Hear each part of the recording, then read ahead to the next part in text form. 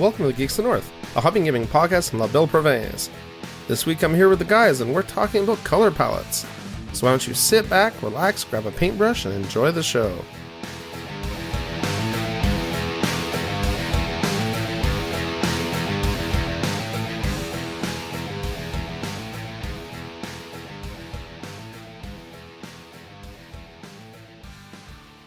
Hey everyone, welcome to another exciting episode of Geeks of the North. As always, I'm your host, Paul Filio, here with my co-hosts, Antoine Bergeron. Hello. Yaum Menothjohn. Hi, guys. And B. Steve. Evening, guys. So how's everyone doing tonight? Fantastic. Kind of. Kind of fantastic. Define that. Oh, okay. That sounds kind of sarcastic, but it's nice to know that everyone has the same type of days that I do. So, we are sitting here doing some hobby again, because why the hell not? No one commented on it last time, so either no one cares or no one listened. Either way, we might as well be doing something while we're recording. At least I don't think we got any comments, did we, Antoine? One person mentioned that it was good for us to have more hobby time. So there you go. Well, there you go. Okay. We have our audience blessing. But no comments on audio or anything about if it impacted the recording or what we said. It's implied. Wow, okay. Sorry, I'm distracted by the fact that my female model seems to have a beard. I don't know why. It's a dwarf? No. No girl? It's a circus model. Yeah, A freak show. so I should probably get back on track, and I'll get into why my model's messed up in a second. So this episode, we're going to be discussing... What are we discussing again? Look at So we're the end of discussing- the file. Okay, yeah. Good. Because I know at least one of the topics. Okay, yes. So Good we have two radio. topics. Yeah, well, excellent radio. Behind the curtains. So first topic is, how do you decide on a paint scheme? So that's pretty self-explanatory.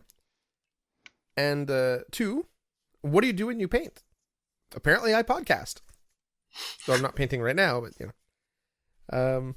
So that's our two main topics. And of course we have all our other fun stuff, hobby time, and cool stuff on the web, but not necessarily in that order. And our hobby tip of the episode. And now back to my model. So I'm looking at the I think Yaum, I think you have one of these, and Antoine as well.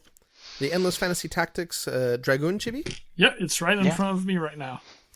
Okay. Yeah, So- the cool painted one by Jason Turner. Ooh, because of the chibi swaps. Oh, nice. Don't you also have one that I got you at? Yep. Or that I got Yep. from? It's just Okay. a luck that he sent me that one. Random. Well, that's pretty cool. Yep. Yeah. So my Dragoon seems to have like some sort of weird textured material hanging off her chin, which I can only assume is flash, Yes. but it's textured like hair. Well, it's it's the... really weird. I have something too. It's just the point of contact for the... When you... Tu coules la résine. What's it in English? Yeah, it's the Pour the resin. Yeah. the vent. The vent. Yeah, exactly. Yeah, no, I realize that, but it's weird because it's textured like hair, so she looks like a billy goat, just like at the end of her chin. So I'm Okay, like, mine doesn't have that texture. Yeah, that's why I'm like, this is really strange. Like, I'm almost tempted to leave it and leave people wondering, is it a man? Who knows?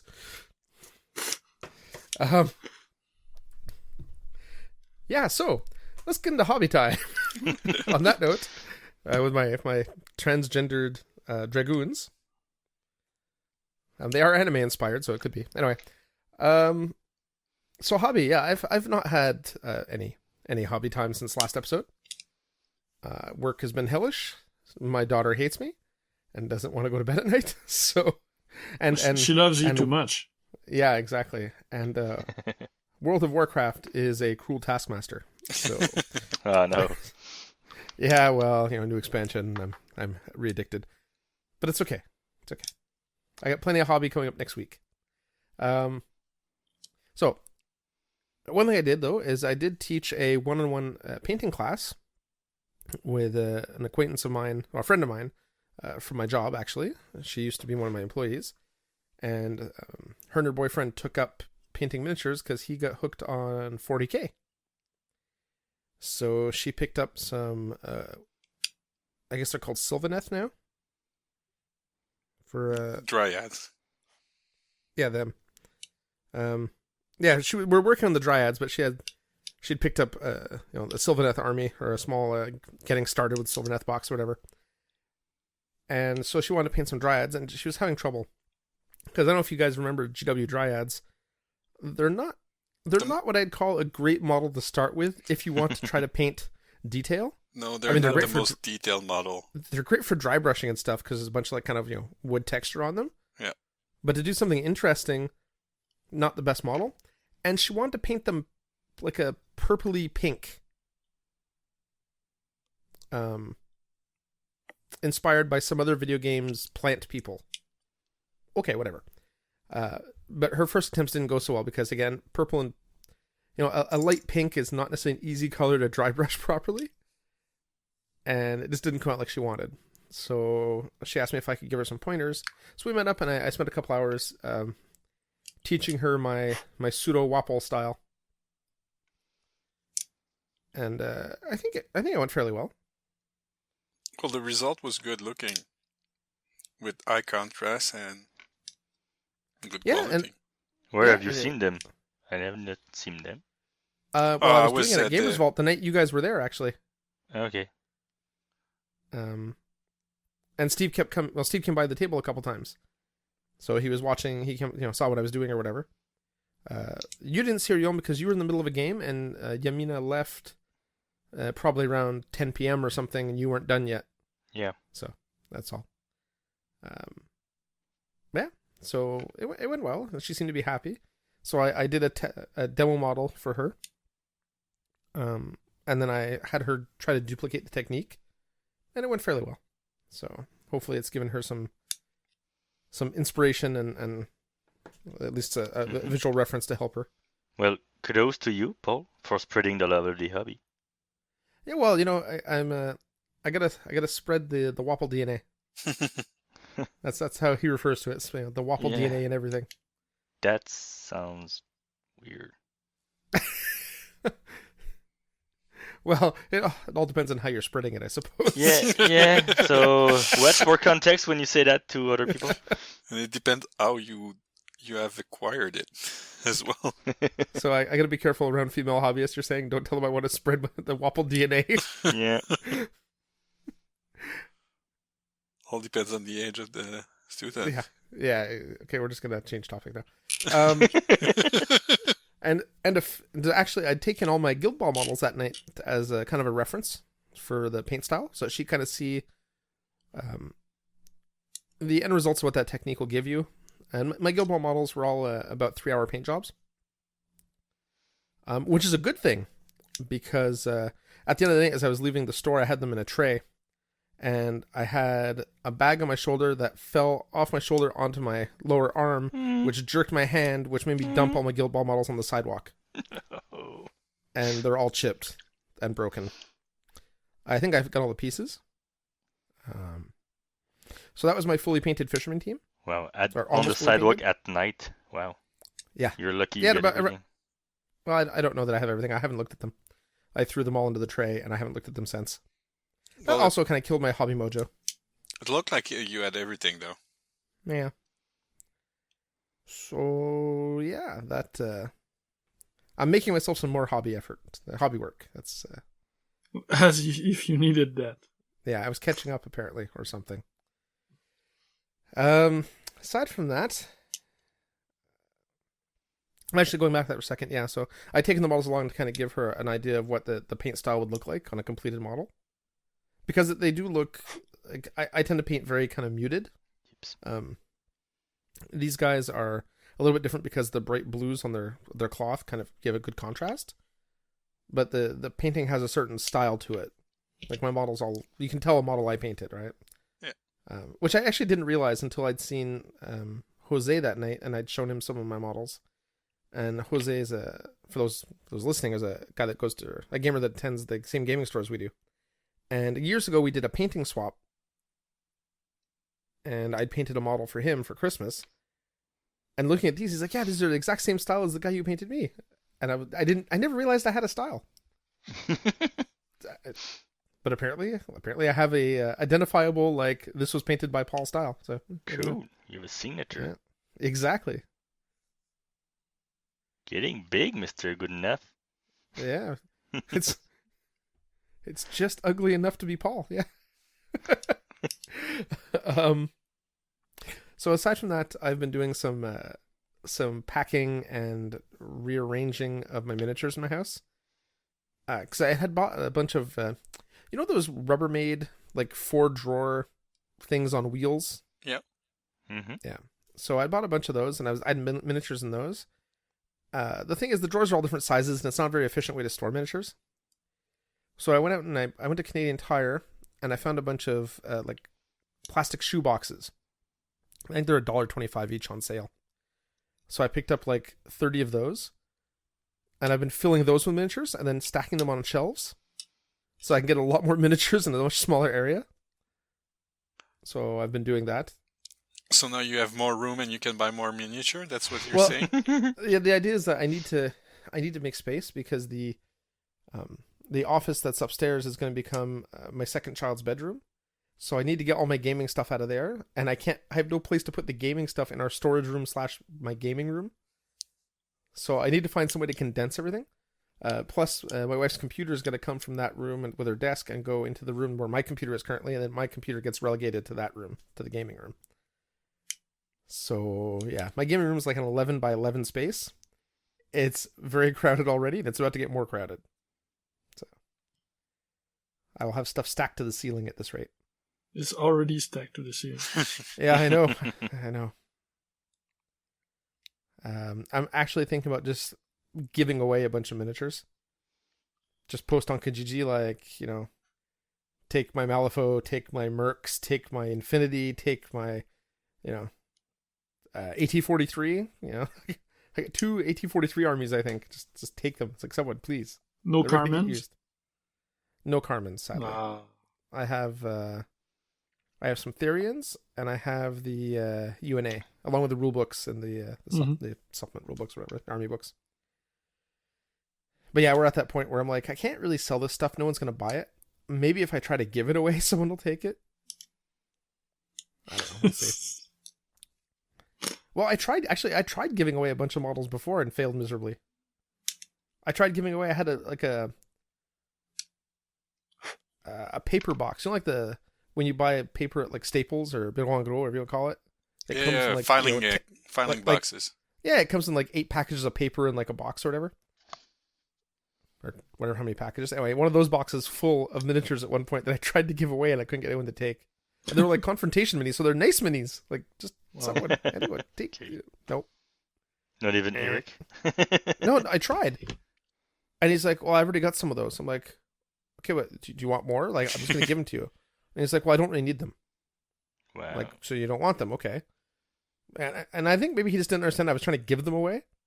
Because like a year and a half or 2 years later, I talked to him about it. It's like, oh, I tried to give them away. He's like, I would have taken them. But I offered them to you. So yeah, anyway. So yeah, it's just tons of stuff I gotta get rid of. Or do something with it. Yeah. It's like my Mount Everest. And then last but not least, I've been spending a lot of time planning for ReaperCon. What am I going to take to ReaperCon in terms of models to paint? Because mainly I go there and I just paint for 3.5 days. That's kind of the point. And when I'm not painting, I'm drinking. So you're going on the plane, so you cannot bring your airbrush this time and compressor. Yeah, I know. So I gotta. So like, I'm not taking, for example, I'm not taking any of my Kador stuff because that red is airbrushed. I'm not insane enough to try to paint a whole red army with a brush. Like, just not happening. And if I was to paint an individual model with a brush now, while I could do one model, it wouldn't look the same. The paint would, like, the result would, the feathering and stuff would look different, right? Because hand blended always looks different than airbrushed. Yeah. So, well, you have a whole guild to repair, so that's, for starters, that's that. Yeah, if I feel up to it. It's really disheartening. Like, it just turned me off of the turned me off the whole thing. Me and Antonio will send you good vibe. Steve too, I'm sure. Yeah. Like, I was actually thinking about just buying another guild to paint and just leaving those like that and shoving them in a drawer somewhere. No, that was just karma then. Like, cosmic energy telling you you need to play them more before buying another team. Yeah. So, so I've got those. I'm going to take some chibis. So that's what I'm doing tonight, actually. I'm assembling models. So I'm assembling my Endless Fantasy Tactics Dragoon. I've got a Captain Sicarius from Citadel Miniatures in Finecast. I've got a Huckchuck, Ogre and Bounty Hunter, because he's an awesome fig from Privateer Press. Yes. From Impact Miniatures, I've got the Evil Knight chibi and a Direwolf chibi that I want to assemble. And a little samurai chibi that looks surprisingly like Rurouni Kenshin from anime, or Samurai X, whatever you want to call him. So I'll take those guys. I mean, it's a Reaper show, right? So there's also 8 million miniatures there I can buy if I want to paint something else. So that is my plan. Big Cthulhu. Actually, they just released today that they're going to have a limited amount of their Tiamat models in resin. Yeah. In resin? Yeah. Well, it's kind of big to bring back in a suitcase, right? Yeah. It's also kind of out of my price range because it's going to be $500 US. Oh, shit. Watch your tongue, young man. Yeah. Family show, Steve. Family show. Sorry. Yeah. So I've seen the master of that model. And I'm sure the Bones one will be noticeably smaller. But the Bones one will also be only about probably, $70. So Yeah. I think I will take my chances with the Bones one. Because I am too damn poor. Especially since you don't have anything to do with it. Except paint it. Yeah. I also considered taking my... it'll come to me. What is that game? Arena Rex models. But they're kind of big. And they're kind of very delicate resin. Like, there's a lot of very thin, narrow bits. And last year, the one bigger resin model I took to the event did not survive transport. So I'm thinking I'll stick to small stuff. Like small resin minis. Like my little chibis or my Space Marine I'm taking. Are they really that big? They're big enough. It's not that they're super huge. It's that they're spindly. Oh yeah. So like spear shafts are, Oh yeah, no. Don't bring a that third on the thickness plane. of a toothpick, right? Like there's just no way they'll survive. Hmm. They're true proportion. They're 35 mil. They're all super dynamically posed. So like they just won't survive. Yeah. God bless them for having gorgeous models, but there's limits. So yeah. It's not like I'm going to lack stuff to paint. Plus, I already spoke to Jim last night, Jim Wapple, and he's going to let me play with his Green Stuff World Green Stuff rollers. So I'm going to make some, a bunch of custom bases for the guys while I'm down there. It should be pretty sweet.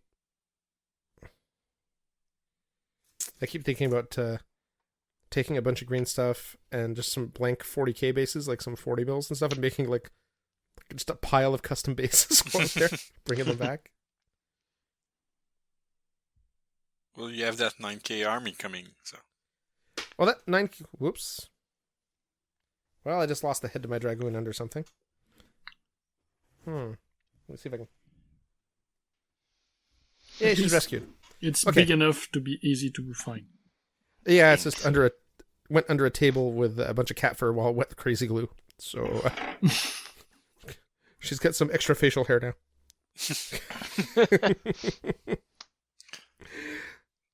All right. So that's it for me. Who's up next? Looks like it's games. Yeah, none. So okay, now that we get that out of the way, who's up next? That was Looks like it's long. Antoine. Okay. So I started painting my fisherman. Well, that might have been before the last recording. I started working on my fisherman starter to do demos for Guild Ball. I already had them, but assembled and been using them for a while. But they need to be painted anyway. So I'm done with Angel, and the other two are about a bit over halfway done. I'm doing them with a good level, but less than my butchers. So they're still taking more time than I want, but they look nice. Yes, they do. Your Angel looks gorgeous. Makes me ashamed of mine. Put it that way. Well, I don't think you need to be. Well, now you should, because it's all broken, but before that... Wow. I don't think you needed. Apart from that, I've been working on a second midnight commission. I painted Severius 2. Yeah. And now I'm working on Thyra for the same client. And that blue is so hard to photograph. I'm trying to take work in progress picture, and they all came out weird, ugly. The contrast doesn't pick up on the pictures. I don't know what it is, but I'm just unable to take pictures of it. Did you say it was for the same client? Yeah, same client for Etienne. Yeah. I don't know if you've seen any of his recent stuff. He's coming quick. Yeah. He's coming along as a painter himself. Well, we're chatting a lot about painting, so next week I'm supposed to see his more recent work. But yeah, the last thing he showed me were looking great. His cricks? Mm-hmm. Yes, I think one of his cricks. Yeah, he showed me some cricks last week, and I was very impressed with how far he's come. So good for him. Yeah, well, I think he chats like last year or something like that, max. So yeah, but I think he chats like with each one of us like half an hour every week. So Etienne, since you're talking to the other two, I'm gonna cut a bit on our chat and play more. Okay? Almost there to help, but everybody spend an hour, half an hour to talk to him. Well, at some point, we're gonna say the same thing.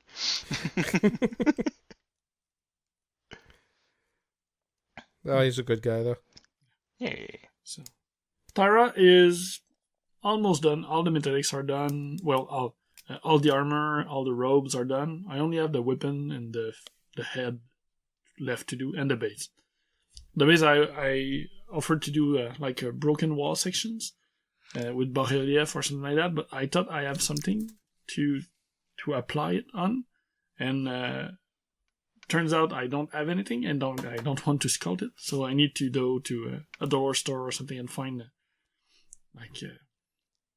textured wallpaper or something like that to apply on it. Oh, maybe I can make you a base at. Yes, that could be an idea, or just like a small part that I can break off and do it. Yeah, I could. We'll chat later. Yeah. And lastly, I've been painting War Master Dwarf unit, the Dwarf Warriors. They're almost done. I have some beard left to paint, and that's about it. And after that, I'll be able to glue down all those tiny dwarves, it's 3 stands, so 6 strips of models, and that will be my color test for my army. They're nice, pretty fast to do. I'm pretty happy with the result. There's enough contrast that they should pop on the table, even if you don't look at them too closely. And anyway, you shouldn't. They're so small. Yeah. I actually thought about bringing some dystopian wars to ReaperCon to paint. Oh. Just for fun. But then I realized that it's not exactly the type of model you bring to a painting thing. Cause, bring your dystopian legion. Yeah. Yeah, I understand. And that's about it. Painting-wise, I haven't done a lot of hobby because I worked a lot in the past 2 weeks. less than Paul, but still more than I should have, and that cut down on my hobby. And that's it for hobby. The rest are, I played one game, a Guild Ball game against François, using his hunters, and I was trying to do a more ball team with my butchers. It went well. I almost ended with 3 goals, but in the end it was 2 goals and 2 takeouts. Oh, that's still good. Yeah. That's much more well-rounded than I pound you in the face until you keel over butcher style. Yes. I always try to play the ball even with my BT team, because it goes faster and it gives you extra influence. And butchers don't have that much influence anyway, so more is always welcome. So that was fun, and the only other thing I have is I ran the Taco Ball a couple of weeks ago. That's our second Guild Ball tournament locally.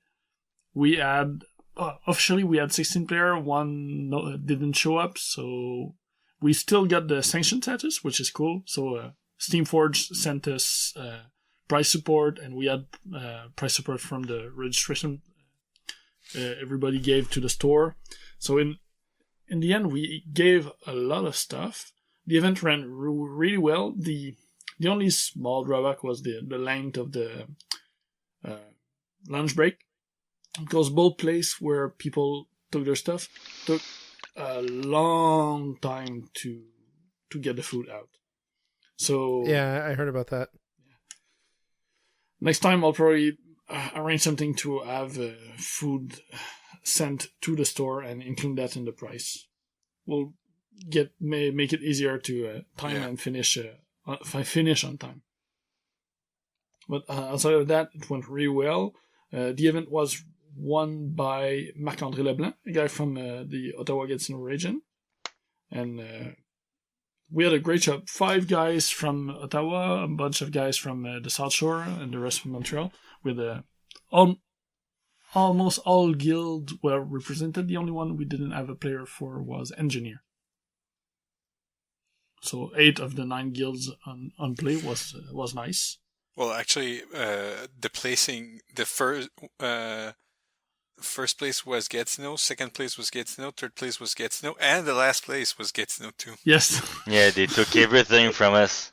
Yeah, the only prize we had locally were the hobby prize, like the painting that was won by Yaum's Brewer again, and the goal was won by Jonathan Capito, Giant Butcher goal. It's too funny. It's just too funny. Yeah. So that's about it. So was the one no-show named Paul Fillon? Nope. Paul had cancelled before. Damn, I wanted to take a stab at it, but a jab, but no. No, damn it. Can't. But hey, Steve would agree. Great event, Tonio.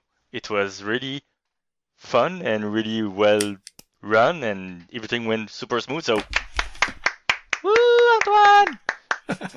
Thank you, Yaum. No, it was a really cool event. I think everybody is looking forward to the next one already. Yeah, next local Guild Ball tournament is not run by me though. It will be run by Benoît Bérubé, which is the other local pundit. So he's running his South first Shore tournament pundit. at Le Beginner on November 5th. So if anybody is interested, there is a link in the last news show. Yeah, he and I have to have a talk. Yeah, I wonder if the yep. Because he stole the name. Yep, and he admitted, right, that he took the idea from us, from you. He took the idea from you. Stole it from my cold dead hands. Oh, wait. Yes, your blunder at the last episode. Your blunder at the start of that's where you took it from. But little does he know, I've trademarked it since then. So. And the tournament is on the South Shore, so it shouldn't be of the North. Yeah, but we're still in Quebec. Still. I don't know, man. The guy from Ottawa will come back. They're still further south. Yeah, it would be. I don't know if they come back. I guess, man, they just took everything. They have a really strong meta. Seriously, wow. Have you faced against them, Steve, during the tournament? Yeah, twice. Damn. 3 times for me. Ouch. All right. Okay, my turn. Hobby-wise, last episode I was prepping when we were doing hobby. I was prepping 4 Cygnar warjacks. I was putting blue tack on them. So now the 2 light warjacks, Ace and a Minuteman, are done. I finished them yesterday. Still have no chance to take pictures of them, but it will come soon enough. And tonight, right now, I'm working on the 2 heavy warjacks. It's an Avenger conversion, and Dynamo, which has a really cool sculpt. Yeah, really well, cool, interesting design, and you won't like him, Tanu, because he's tall. He's about the same height of as my Galen conversion. So Yeah, but I have no problem against tall models. It's just that one, the conversion you made it look, I don't know, it Anorexic? looked weird to me. well, He looks very long and lanky. Yeah. well, that's the thing with Dynamo. He's not bulky at all. Like he Yeah, has but- like long, fine legs. But have you converted it? Because I saw the model online, and it looked fine to me. I guess I don't know what it is with your Gallant, but it's because it's me. It's I me. was gonna say maybe it's just Yaum. Yeah. See, Paul, I just took you. I was faster than you to insult me. You get no credit for this one. I wasn't even gonna take a shot. I'm sure you would. You would. Like, why would you not? I don't have to ridicule you at every turn. he doesn't need to. You do it yourself. Exactly that. Yeah. See, that that takes was the another fun out. insult. You Like know, even if when it's- he doesn't if want it's- to, bam. Yeah, if it's at every opportunity, Yaum, you're gonna start expecting it, and then it's less funny. Just like me trolling War Machine. Yeah, exactly. You're, Well, you do you're it every trolling War time. Machine? No, not every time. I have not noticed. What All size? right. What base size for Baldur 2, Steve? 40 mil, because Yes. he's big. What is a Baldur 2, Steve? It's the second version of Baldur. Oh, close enough. That's a good answer, Steve. Good answer. And the next thing I'm doing, while I'm painting the 2 heavy warjacks, I'm working on the prep of an engineer's guild. I think I have like 8 or 9 models. It's a commission for a local guy called our friend Martin. So we settled on a cool, interesting paint scheme that I guess you will have to wait and see in a month or so to get pictures.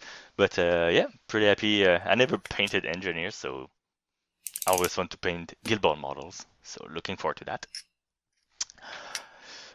Game-wise, well, there was the Taco Ball 2. I went 2-2. I faced 3 guys from the Gatineau Ottawa meta. I faced the guy who ended up in 2nd place, the guy who ended up in 3rd place, and the guy who ended up in last place. So I had a victory, at least against one of their guys. So my first game, I didn't play a lot of Guild Ball previously. I played 2 games the week before against Benoit Berube from South Shore, and I did remark on how I was like, you get rusty really fast when you don't play Guild Ball. Like you forget the basic concept of tactical concepts. So I went into my first game against Shane. He was playing Fillet, and man, he just like rolled over me. I forgot so many things. He had a field day. Basically, I just handed him over the game. So like the guys from Shock Shore, they were making jokes that since I won the first Taco Ball that I had to defend my title, but really it was not even close to that. So I went after the first game. I ended up in the losers bracket. Shame on Montreal. Second game, I faced another guy from Gatineau. Kyle. He was playing the Honor Masons. It was my first time facing Masons. I was a little more awake at this point. Awake, yeah. Awake, yeah. But still, first time facing the Masons, there's like you don't see anything come because you don't think to ask questions. Like Mallet has a 3-inch melee during his activation. Oh, okay. At some point I moved a model like my captain within at 6 inches and a quarter of an inch of brick. So he measured 6 inches to see if I was within counter charge. I was like, what are you measuring? Counter charge range. I said, oh. That exists? You have counter charge? Okay. So all game long, he's like, oh, you can activate a model twice, huh? That's funny. Because of honor. It's like, man. Yeah, you have to play the different guilds, to don't get too many surprises. But no, the game went well anyway. I got into it and did my little thing and won. After that, third round, I faced another local, GNR, who started also playing Brewers. So I was playing Esther's and he was playing Tapper. And we didn't know what the other would take, but we made, on purpose, we selected a team that was not the default team that we would use for the event. Because like in the first 2 rounds, we played the exact same matchup except for the captains. Like we had the same lineups, I mean. So we tried to just change that because we didn't want to do a perfect mirror match except for the captain. So I filled Stave and he filled Stoker, so at least it was a bit different. That game was really, really, really close. At some point I went to see Antoine with the scoreboard because like the clocks were running out and it was 10-10 victory points on each side.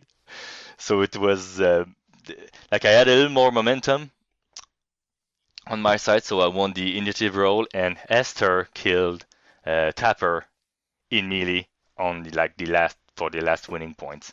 So it was pretty cool. Super tight games where the 2 captains met up in the middle and they settled things.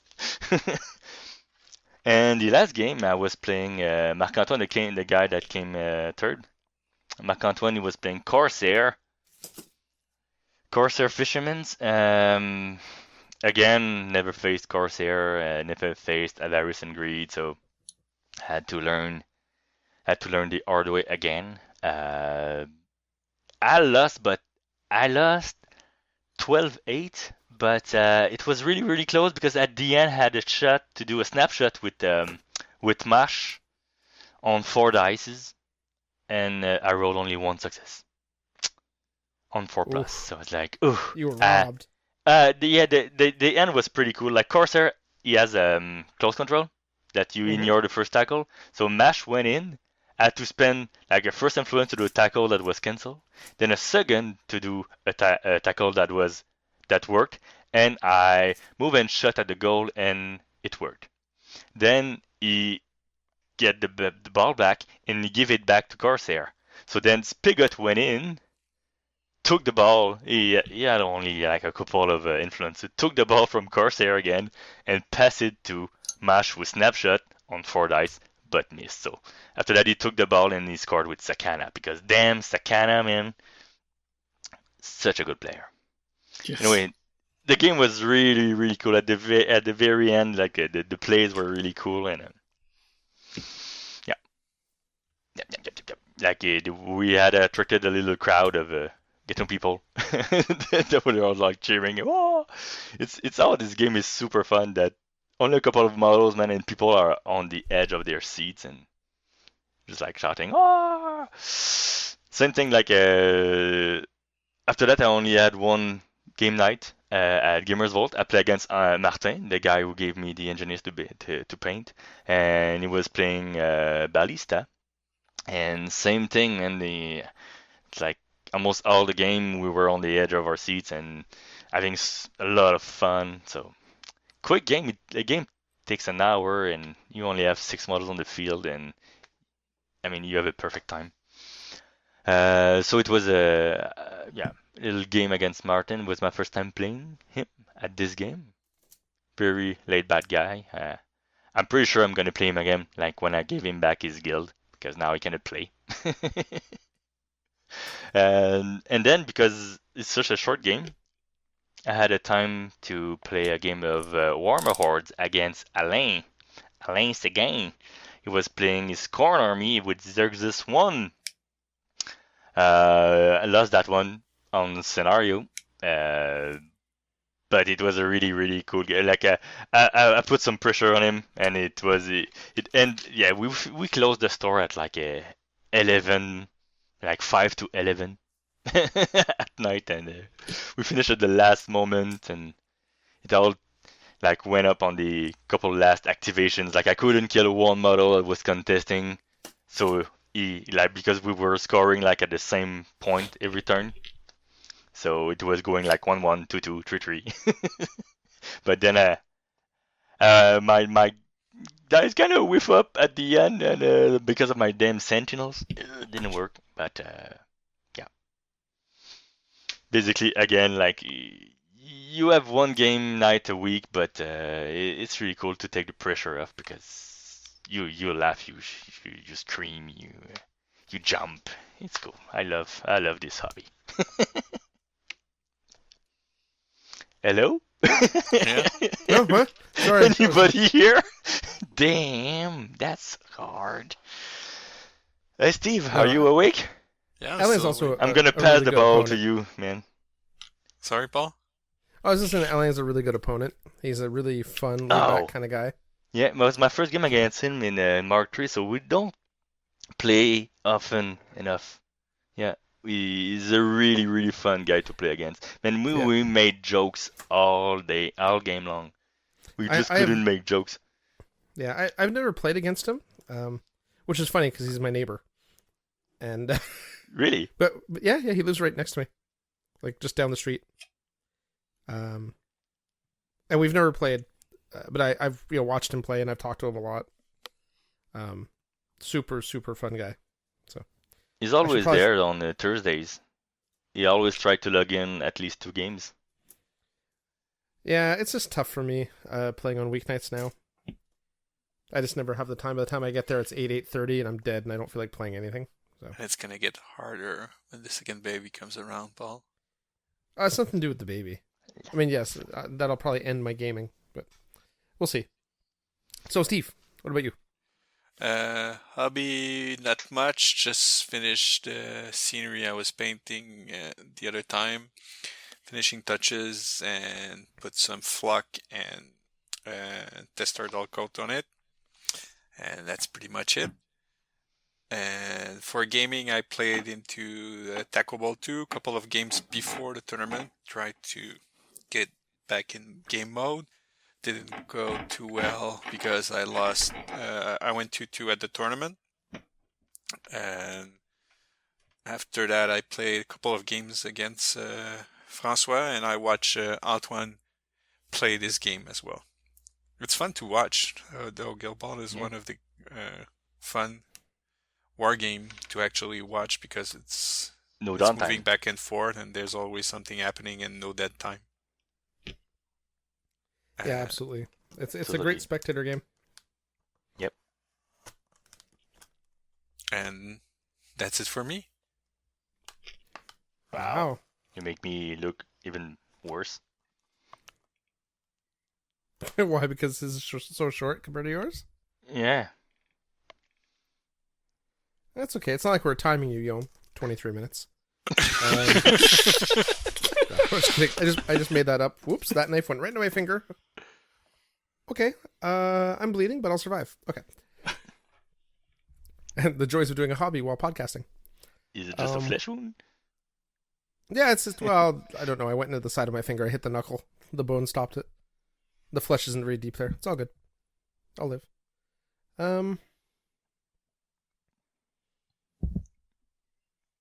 Sorry, I'm reading the next section, which is hobby tip of the episode.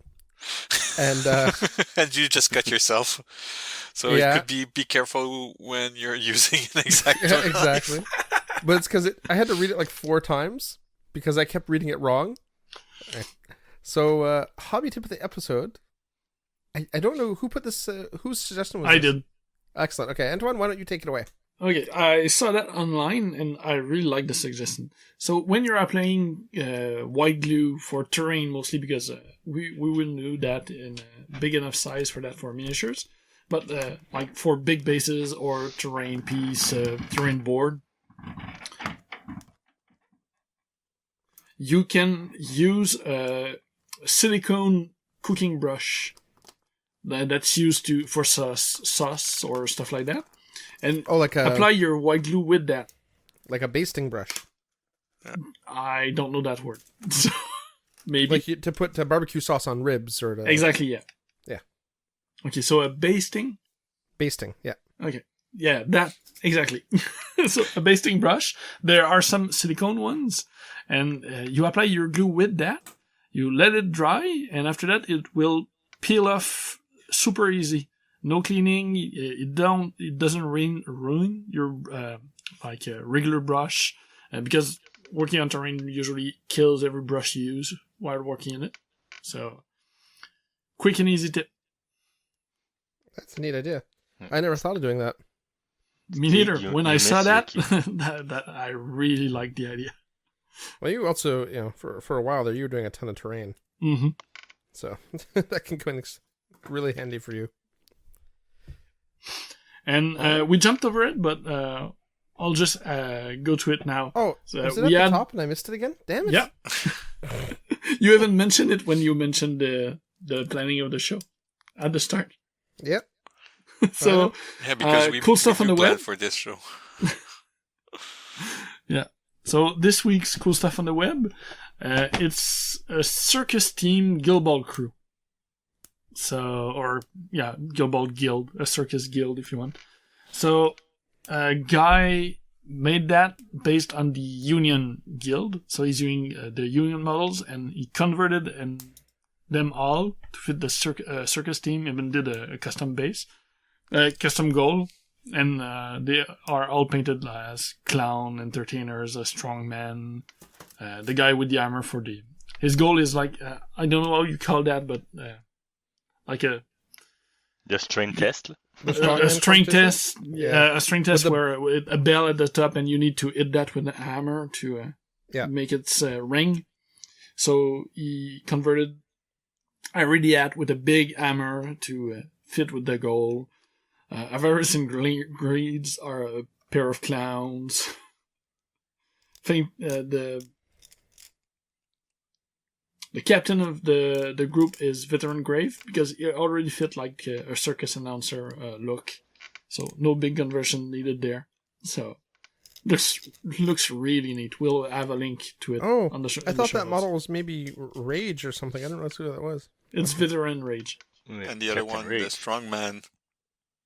Yeah, is Fang Fangtooth. Tooth is the strongman.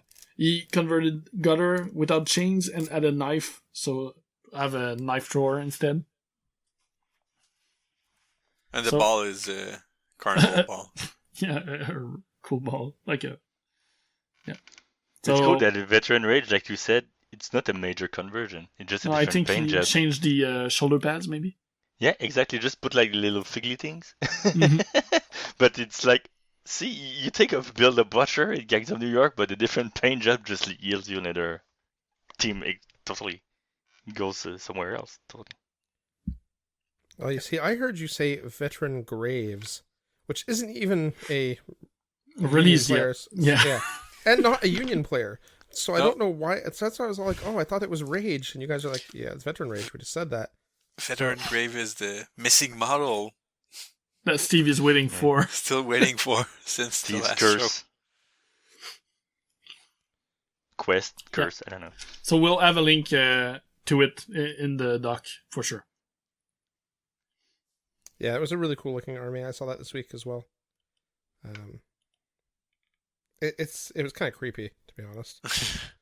The whole I find circus things kind of creepy. So, and maybe that was the look he was going for too. I don't know. Is it because of the resurgence of the scary clowns, Paul? Not so much the scary clowns. Just I don't know. I kind of find everything circus related kind of creepy and icky. I don't know. It's the So bearded Cirque du woman. Soleil is creepy. I have never seen Cirque du Soleil. It's a French thing, so I won't go to it. Oh, God. No, I'm just kidding. They I'm don't just even kidding. talk. Actually, no, I haven't seen Cirque du Soleil since I was a very little boy, so I don't even remember it.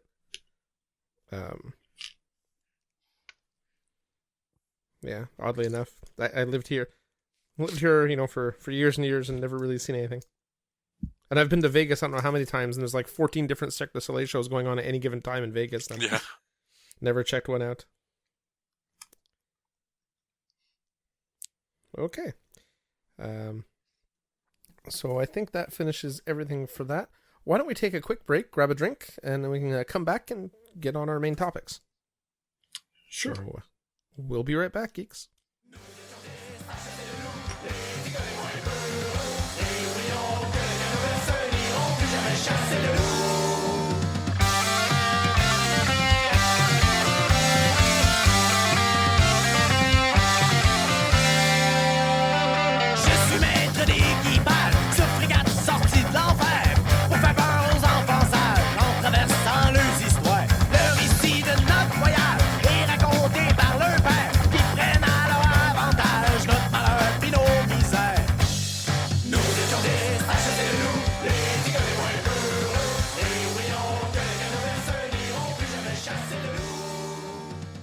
And we're back.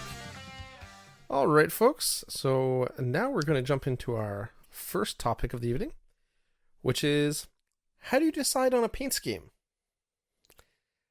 Now, I don't know what everyone else does, but I think most people probably do what I do, which is just, first stop, Google. I think the first thing people do are official faction team. Yeah, what's on the box of the model? Yeah, what's on the box? That's true. And look for inspiration from the studio painters. This is absolutely correct. And then Google. And then Google, yeah. So, when looking online, what are good resources for stuff? I know personally, I often go to Cool Mini or Not, but that's becoming a little bit less and less popular, I find. Like, I'm finding less and less stuff on there that's interesting as time goes on. Maybe it's just me? I don't know. What about you guys? Depends if it's from me or a client. So, like, I guess going to the company to see the studio paint scheme, to just see how they've done specific parts, like how they've tackled them, mixed the palettes and everything. But I don't know. For me, since I have models for different games, a lot of different games, I usually just look at my glass cabinets and I look for what color is missing, and it becomes my main color for my new project. So unless I'm continuing a project that already exists, I'm just pick one that is missing. That's basically it. That's the whole idea behind the Paint Legion that I have. It's like, I never painted anything pink. Let's go. So, Wow. Really, there's yellow, green, blue, pink, purple, white in my cabinet. That's pretty. I never realized that. So that's kind of cool. I learned something new about Yaum today. Woo. So and that's after that, neat. something that I do, like little. I have to confess, I never used a color wheel. I've learned about it in art school. Never used one after that. It's like I guess I know. It's the only way I can put it. I guess I know how it works. So once I decide like what would be my main color, or if I continue an army that I already have, like I have a new piece for that army, I just look at the model. It's gonna sound weird, but I'm just looking at the model and I picture it. And then if I need to look at it for 2 to 5 minutes, I just look at it from every angle and I see it in my mind's eye. I see like which part will be which color. So it's like a layer that I put on top of it. You're a living Photoshop layer. Yeah, exactly, a living Photoshop. So I have the model in resin or metal, plastic in my hand, but I see it painted. So if something does not work because it's a bad choice of the palette, the rules of your opposites and everything. So if it doesn't work, I think really hard and I change it in my mind's eye. Like okay, that red doesn't work. What if it's a lighter red or if it's an orange? And then I change it. So I guess it takes focus. I don't know. Am I weird? That's how I do it. Well, we know you're weird. You are weird. I don't think you're being weird has anything to do with how you choose your colors. It's just an added feature. Yeah, so you mentioned a color wheel. Now, me being a lesser mortal, I actually use a color wheel from time to time. And I find them very handy, but yes. Color theory is a very scary thing. Because at first you hear the word color theory, or the term, and you're like, oh, okay, well, how hard could it be? The answer is very hard to understand color theory. I understand now why people have like whole semesters in university level art about color theory. So a color wheel helps a lot for me. Now, of course, the thing is, how do you use a color wheel? Right? You just turn and you match the color. You turn the wheel. You open the water valve and turns the wheel. Okay, so what do you mean, Steve, by turn it and match the color? Because don't forget, not all color wheels are the multi-layer things where you get to spin the thing. Like, not everyone has the fancy color wheel. Sometimes it's just a flat, one single sheet of paper color wheel. Well, then you buy another one to get the multi-layer one, and then you spin the wheel. Wow. Okay. Antoine, how do you use a color wheel? So there's a bunch of different ways to use a color wheel, but usually the main thing you do, either you pick a favorite color or a main color you want to work with, and after that you look for opposite. So the first rule and the general rules is you go for straight across the wheel. So if I don't have one in front of me, and I'm not a robot like Yaum, so I don't know which color fits exactly with, but let's say I pick orange and the one across is green maybe, or blue? Orange, it's blue.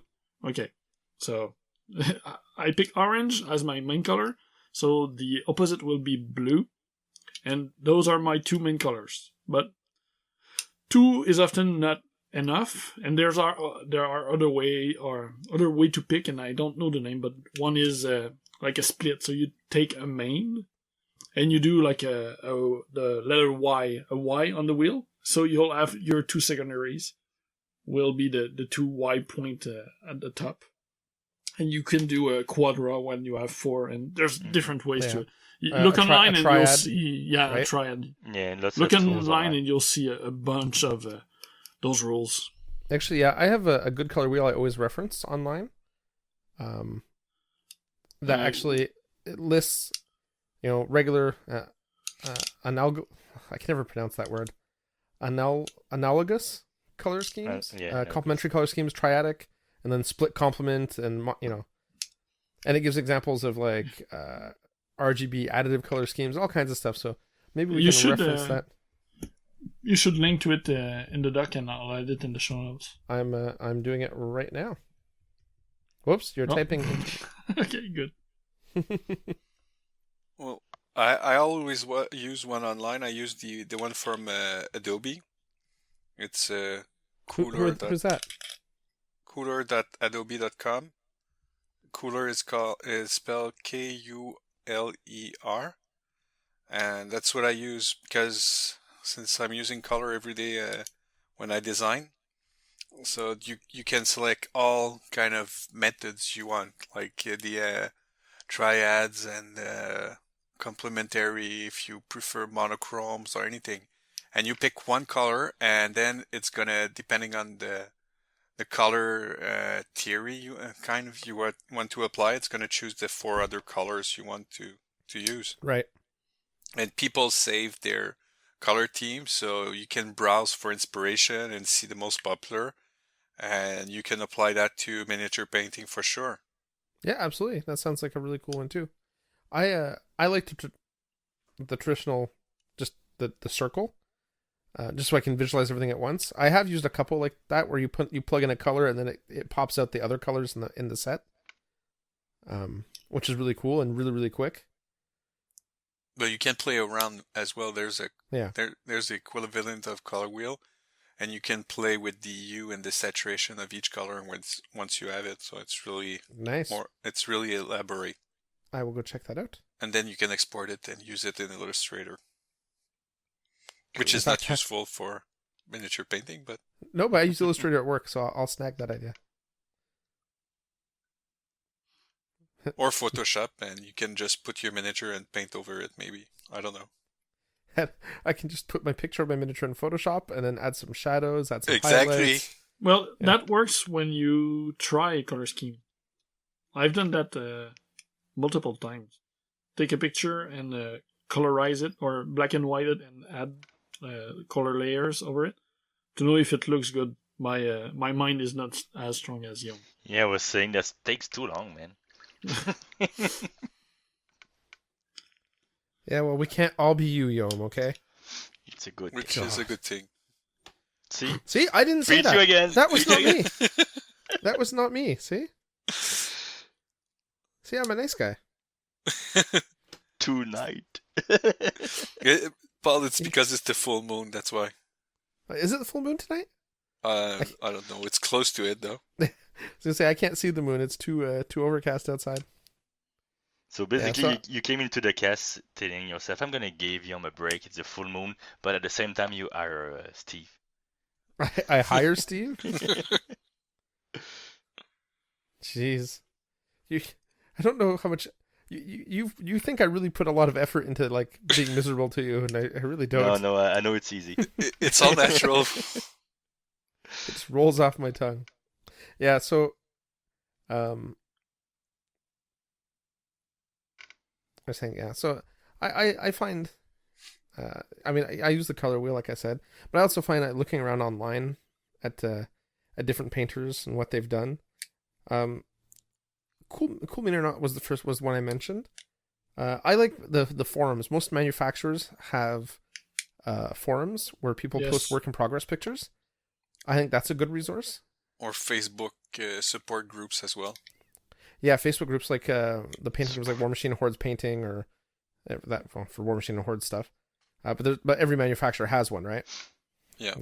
Yep. Though I'll be honest, I find that the Facebook groups, They're hard to browse. Yeah, and they vary a lot in helpfulness. But I find the forums on most sites are much more helpful.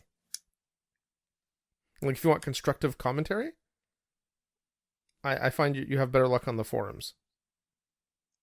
That could just be me though. I don't know what you guys. I don't know if you guys ever post on forums with whip picks and get feedback or anything. Yes. No, I don't. Wait, Yaum, you're a robot. We've discussed this. So. Yeah, I don't need anybody's help.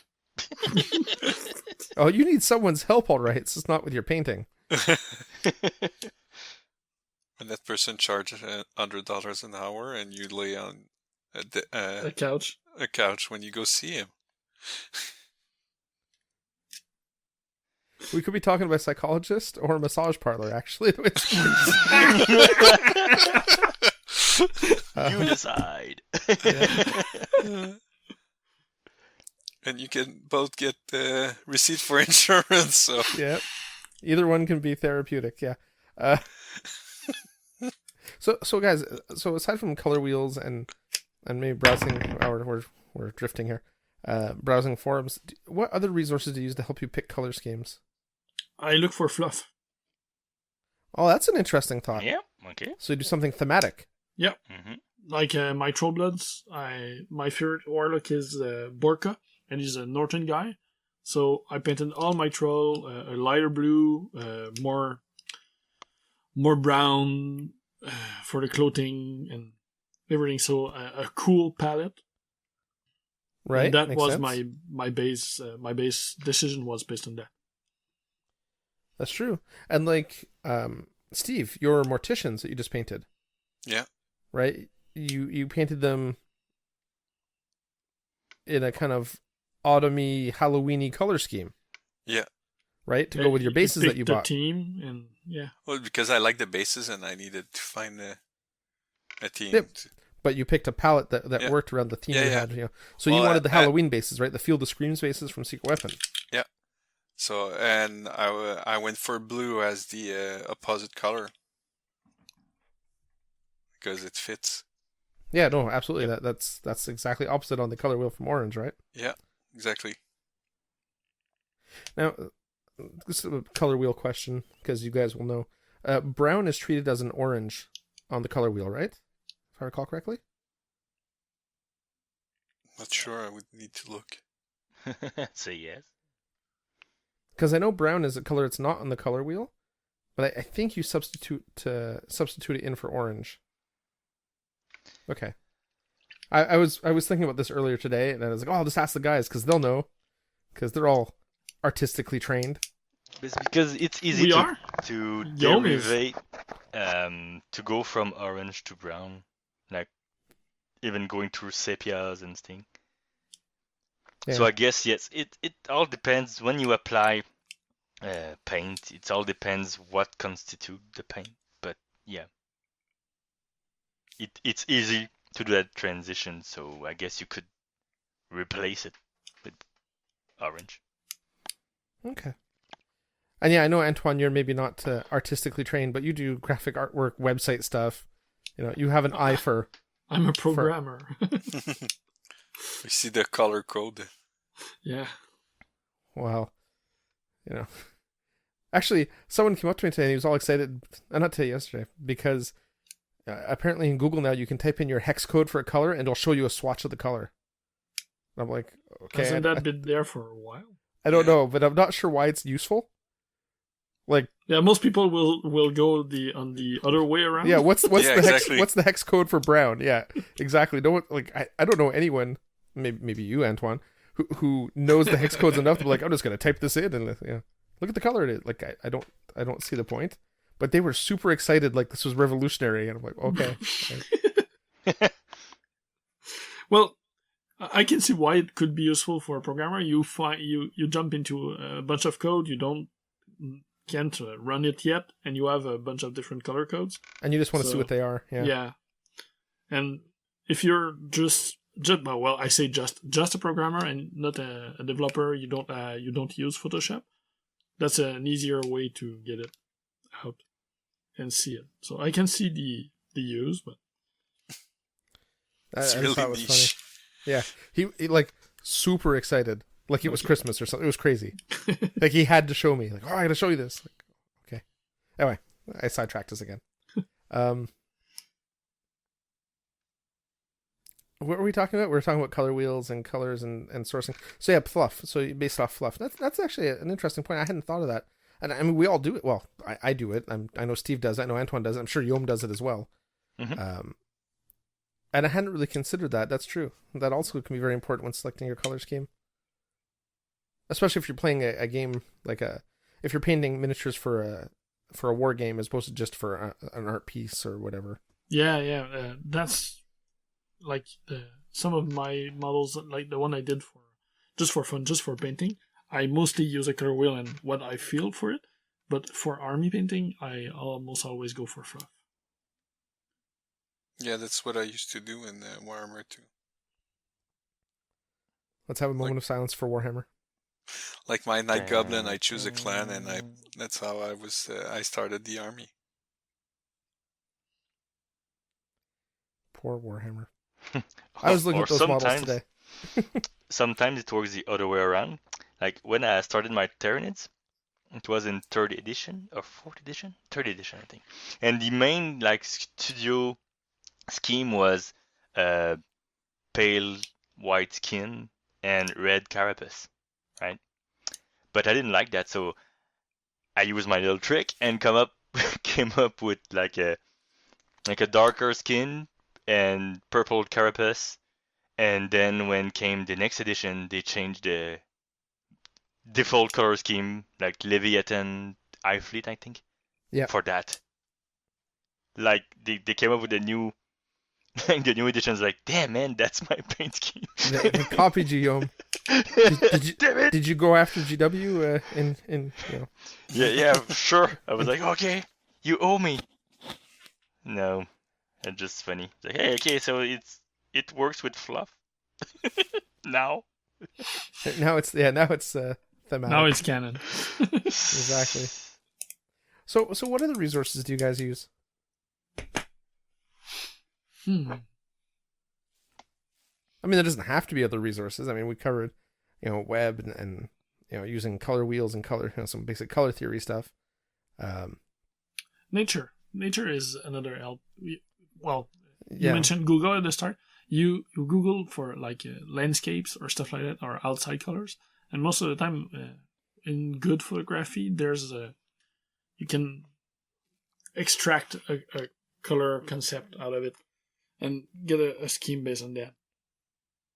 So like a beautiful shot of forest or mountains, you have the sky and the coloring from different, depending on when on the day the picture was taken, and can get you a cool and beautiful mix. That's a good idea. I like it.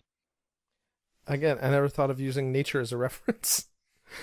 It goes to show I painted, mostly 40K and like crazy fantasy stuff. I never thought of actually using the real world as a color reference. I can't believe you didn't see that because it's radio, but I did air quotes around real world. I'm not sure why, but Yeah, everybody know it's not really real. Look at yeah, Yaum. I blame World of Warcraft. So is that about it? Well, I you think can so. I don't ask have your anything friends else. too. That's true, unless your friend is Yaum, in which case is like, well, can't you just tell? Don't you see it painted in your head? No. Because Puny most of mortal. the time your friends will be playing games and miniature games, so they can tell you if they've tried it or if it works or not for color. Yeah, no, that's a good idea. Getting other people's opinions are cool too, or getting their input. Because sometimes they'll see stuff that you won't. Yeah, And if you're Barney. what was that again? You're Dragon Ogre. You picked the purple as a main color. That's all. Or your first idea was to use purple. Yeah, that's right. That's all. And you ruined that for me. Thank you. Thank you for that. I appreciate it. So don't ask your friend. No, don't ask your friends if they're Antoine or Yaum, apparently. If you're friends with Steve, he's safe to ask. Doesn't know damn thing. No, he's just not a jerk. Yeah. Steve will let you know I will which argue candy with cereals are of that color. Yeah, that's right. Based Steve's on strange breakfast cereal Candy addiction. Yeah, blueberry blue is not really a color scheme. Yeah. All too true. Frankenberry green, pink. Sorry. Too funny. True, but too funny. Poor Steve. Yeah. So does that just about do it? For this first topic, I think so. Okay. And if listeners have other source or idea, they can drop a comment on Facebook or on the blog when the show is up to share their finding of where they Yeah. get inspiration Yeah, it'd be interesting for to see their if, color scheme. if people have another thing that we didn't. Yeah, That like we I didn't think think we of. went really fast on the forum thing. I think it was Antoine who said that you asked people on forums, but you That was didn't me. mention which one. Oh no, but like Paul- Paul or Steve mentioned the official Okay. forums Okay. Yeah, the manufacturers forum. Yeah. That's For- what he for was armies. talking about. Okay. Because there are other good from like Culminar. They have a forum, but it's mostly for iron painting. And in that case, I don't really seek help when I pick color scheme, except if I go historical or something like that. Because I don't need a cohesive team between different models when it's Mhm. the case. So If you dig on Facebook, you'll find a lot of groups that can help you. yeah, But like I'm in a lot of those groups, but it's mainly for like competition painting since I don't do it anymore. Really, it's like one show a year. I don't really ask when I paint normal stuff. I don't need help to paint a Cygnar warjack. But if you find, Well. if you dig, you no. But I mean, seriously, if you dig people, you will find those group. Ask people that already paint. They will Oh, you just type invite painting you. with Yeah. the name of your game in But the search the- bar, and you'll have multiple groups. So Honestly, the good groups are hidden. But ask people that paints already, and they might be members of those groups. So if you're serious enough about it, yeah, you can join those, and they are really serious. Like a group with Meg Maples, people like that level, they're really serious. They will give you really good pointers. Actually, I don't know if I'm in a. Is Meg still post on Facebook? I thought she'd stopped that. Anyway, another. Not relevant. Yeah, no, you're right. A lot of those groups are hidden, mostly because they don't want their bosses seeing them posting from work that they're talking about little bonums instead of doing their jobs. I mean, I know that's why I'm in those groups. So well, I like the closed groups because of that. Hidden groups, that's a That's step true. further. that's a step further. Yeah, very true. All right. So I think we've pretty much done everything we need to do on that topic. What are people working on right now? What do you guys got going on? Well, it's mostly a continuation from what I mentioned in my last 2 weeks of work. I'm finishing up my dwarves, touching up on Thyra, and I also cleaned dragoons. So first I cleaned the Endless Fantasy Tactic one, and also I have another one I got from Gen Con. It was an exclusive. It's a Reina for the game or the line Wonder, which is a new line by Red Panda Miniatures. So it's a kangaroo dragoon. So Oh, I really didn't nice realize- model. Kangaroo. I did not realize when you said the model and whatever that it was from Red Panda. Yep. He's got some really interesting stuff. He's a super nice guy too. I spent some time chatting with him a bit at At Olympicon, you the were con. at the same booth, right? yeah, because he was there with showing off his stuff, obviously, Mhm. and he was also showing with Liz. On the lamp. On the Lamb, Okay. who were based in the secret weapon booth where I was working. Yeah, so Eat some fully. very, very cool stuff. Sorry, what was that, Antoine? His name.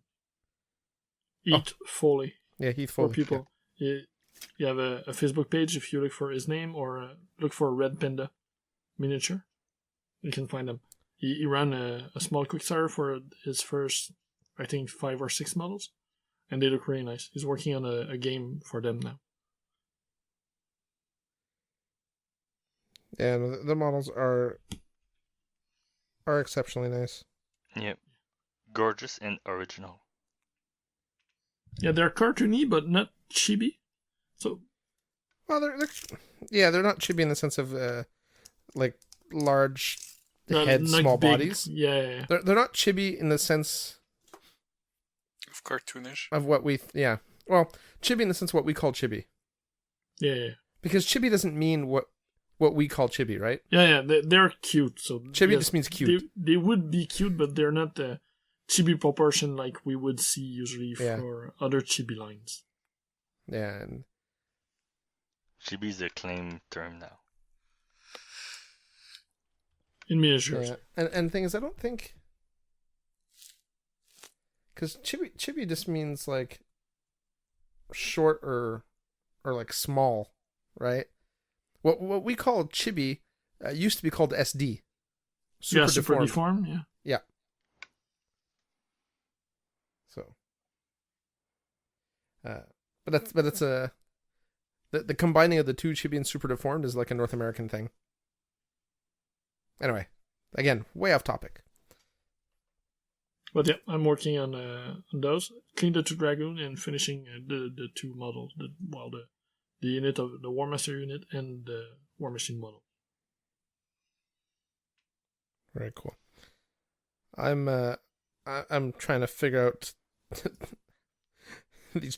I'm actually working on chibi models right now, and I'm trying to figure out where their feet are. Impact Miniatures has a lot of really cool stuff. Their sculpts are kind of cool looking, but their casting quality leaves a lot to be desired.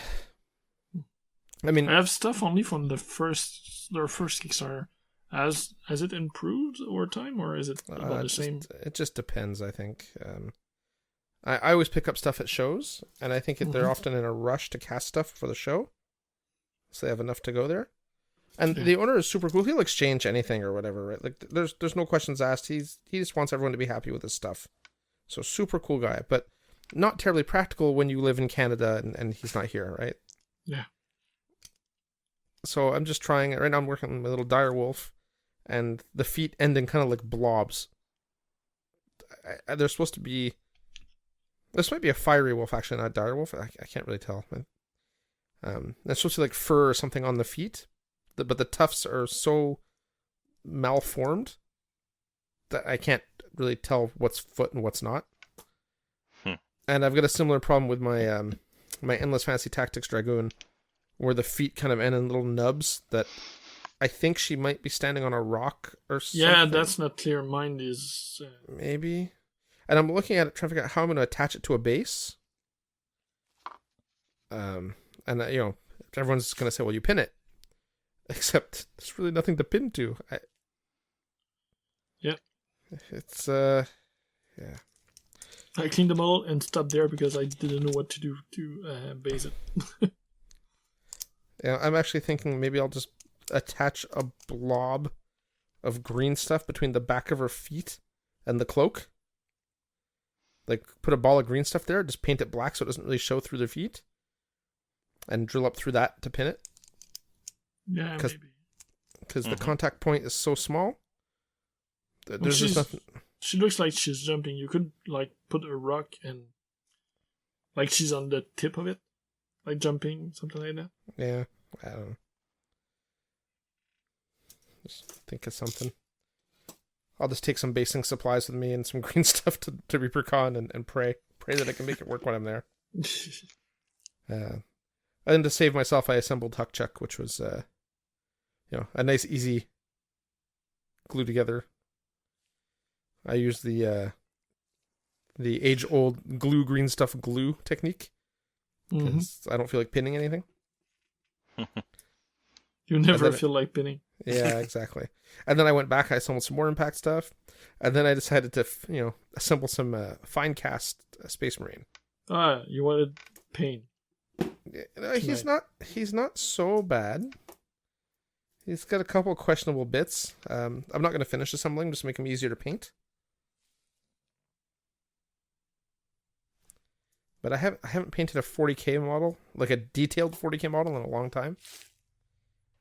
My Adeptus Mechanica stuff is kind of quick and dirty. So, it'll be interesting to paint him. My little Ultra Smurf. And you two guys? Well, like I said, Yaum and Steve? Well, like I said earlier, I'm painting 2 Cygnar warjacks, an Avenger and Dynamo. Right now, I'm working on the Avenger, doing the highlights on the blue, Did you airbrush your blue, or did you hand paint? I airbrushed it, and now I'm fine tuning it for the highlights and stuff. Yeah, makes sense. I'm not judging. Don't worry, I'm not going to judge you because you airbrushed a model. I mean, I airbrush everything, so. No, it's the way you responded was like, uh-oh. No, it's more like because I'm touching it again. when true airbrushers, they do it right the first time. No. Hey, come on. Again, like, I feel that I've scarred you somehow. For life, man, for life. Apparently, I'm more horrible than I knew. Steve, you were working on some Guild Ball or something, right? Actually, I wanted to prime and highlights, put some basic highlight on models, but I had problems with my airbrush, so I had to clean and unclog the airbrush, and I didn't have time to prime anything tonight before we started. So I just had a beer, and I'm talking with you guys. Well, drinking is a hobby. Well, drinking isn't supposed to be a hobby, but still. Well, Steve, I've spent a weekend with you, so I know for a fact that drinking is one of your most advanced hobbies. And I played better when I was drinking, actually. It's because you think less. You're more in tune with the models. Yeah. I guess so. And they respond, when you talk to them. No, not kidding. Okay. I'm not sure that's with just drinking. So there are two crazy people on the show. Yay! Apparently. I was going to say something and now it's gone. Oh, you know what I've been tempted to do, though, for hobby? I've been looking at my Warhammer Fantasy stuff. Well, we mentioned Fantasy Festa a couple of times, and I think nobody made any move, but... Yeah, do you know if they still have spots? Registration are not open yet, so I'm sure they do. Oh, okay. I thought it was open. And the tournament is in 1 month. Yeah, but I don't think the information pack came out. The players pack came out. Okay. Because at the point, Steve, they don't want people to practice and be ready. Exactly. That's what you're missing. Wow. Yeah, so it's on the 12th of November, so that's really close. I know I won't be able to make it, so... Oh, you won't? No, I won't. So we would need another player. And you were the best of us. Yeah, exactly. You're the only one that knows Ninth Age. Yeah, the only one who played it. Oh, our ringer's already out of the picture, guys. But I don't even know how many points they... Well, usually it's incremental, so going from, I think, 1,000 to 2,000, something like that. We were playing team games, or 1,500, 2,000, and 2,000, 2,500. Yeah, I mean, I use probably my Chaos Army, because it's the easiest one to build up if I need. Mm-hmm. Mind you, I don't know what points are like in Ninth Age, so I have no idea. Yeah, me neither. We should really need to play it at least once. I probably need to play it more than once. I don't remember how to play Fantasy anymore. Like, I'm sure it would come back to me fairly quickly, but... Mm-hmm. It's pretty much the same, except it's more balanced. Well, does it use the 8th edition combat resolution stuff? Yeah. So the +1 for banner, +1 for charging. Yeah, there's some other... +1 for ranks. Okay. Different bonuses, but yeah, pretty much base is there. Save for magic, it's similar, but with some tweaks. Is there still the purple Joss? No, it's not. It's changed. All the big spells are gone because really they broke down. The game? Yeah, they're toned down. They're still there, but with the toned down effect. Because, yeah, any spell that can delete a unit... Yeah. It's kind of wrong. Or multiple. Yeah. Please tell me they fix the Dread 13th. I don't know. I didn't read this Skaven. So that spell used to irritate me so much. I'm not sure. just randomly annihilate whole units, characters, and all. Like what? But I had a 500 point character in that unit. Oh well, they're gone now. Okay. Say Livy. Oh, speaking of Warhammer Fantasy, I got news that the creature caster, they're actually going to ship. For real? Yeah, the first wave is supposed to ship at the end of the month. And we saw pictures of the miniature. What was that again? So Creature they do caster. exist. Yeah. Oh wow, actually, I'm looking at their website. So you'll finally have your stuff, Steve? Yeah, but I don't play anymore, but who knows? Maybe I'll be tempted to do a all 3-man army or something like that. In Age of Cygnar or in Ninth Age? Ninth Age. In Ninth Age, do you know if you can do a combined army like Chaos Warriors and Demons type thing? No, you cannot. Oh, They're separate armies. That's too bad. Well, you can play 40k. You can mix anything. Well, I could play Age of Sigmar and mix anything too, but I wouldn't. Yeah. I just thought it'd be a cool thematic army duel. Like at the end of Fantasy, I was looking at building a Khorne army, where it was, Khorne Chaos Warriors and Khorne Chariots, and Bloodletters and a Skull Cannon. Well, a Skull Cannon, and the Chariot. What's it called? Throne of Skull. Yeah, Throne of Skulls. And it'll be a Bloodthirster and whatever. Just a whole Khorne thematic list. But then the game died shortly thereafter after I assembled all the models before I started painting. So I have a big bucket of assembled fantasy models. Where I assembled all my Bloodletters wrong. That's true. Yeah. Why? How? I put the spines on their backs the wrong way. Because they fit both ways, and I assembled it one night. We were all here talking, and I did 3 boxes of Bloodletters, and I put all the spines on backwards. That's nice. Yeah, whoops. So actually, I think I've got 3 boxes done the right way and 3 boxes done the wrong way. So you can mix and match. Well, I can identify which unit guys are in. Exactly. Mm-hmm. So that's perfect. It's like it's intentional. Yeah? See? Totally not intentional.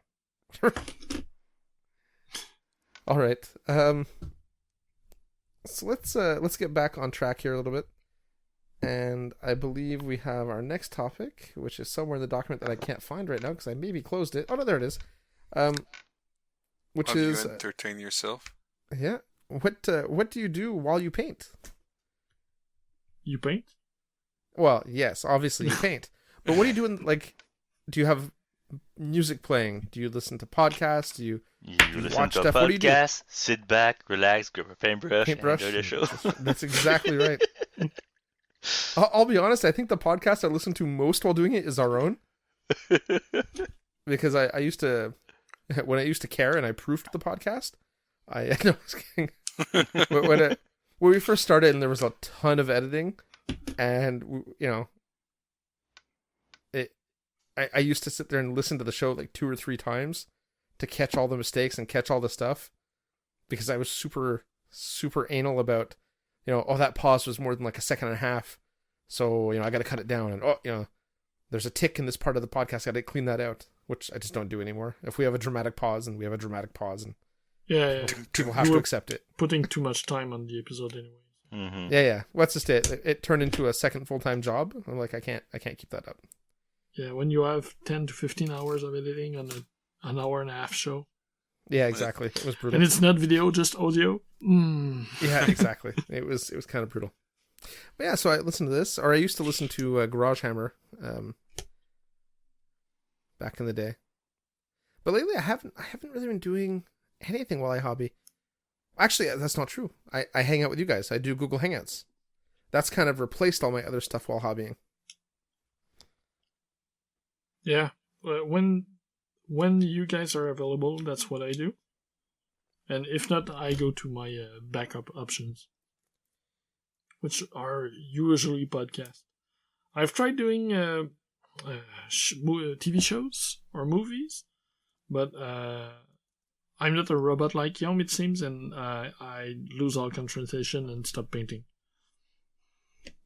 Yeah, I'll do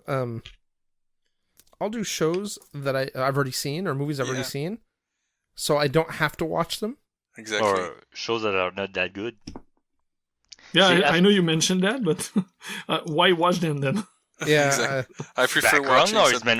The topic's background noise.